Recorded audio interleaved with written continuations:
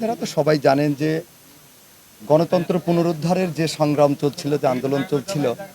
সেই আন্দোলনে কোটা বৈষম্য বিরোধী যে ছাত্র আন্দোলন, সেই ব্যানারে আমাদের শহীদ সাগর যোগ দিয়েছিল। এবং এই শহীদ সাগরের মতো শত শত সাগর তাদের বুকের তাজা রক্ত ঢেলে দিয়ে কিন্তু এই গণতন্ত্র পুনরুদ্ধারের লড়াইয়ে অবতীর্ণ হয়ে বাংলাদেশকে পুনঃস্বাধীনতা এনে দিয়েছে। সেই স্বাধীনতা যুদ্ধের বীর সেনানী, বীর শ্রেষ্ঠ অগ্রনায়ক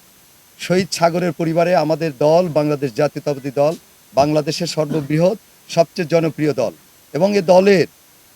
আমাদের প্রিয় নেত্রী, গণতন্ত্র স্বাধীনতা সার্বভৌমত্বের মূর্ত প্রতীক দেশনেত্রী বেগম খালেদা জিয়া এবং আমাদের আগামীর বাংলাদেশ, আমাদের আগামীর ভবিষ্যৎ দেশনায়ক তারেক রহমানের আহ্বানে আমাদের দল থেকে এই দেশে যত শহীদ পরিবার আছে, যত শহীদ হয়েছে,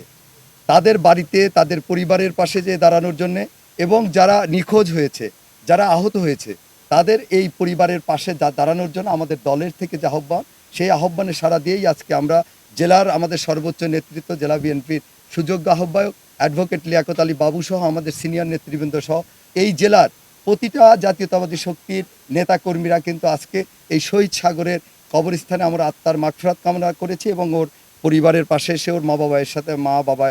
বাবার সাথে আমরা সমবেদনা জ্ঞাপন করেছি।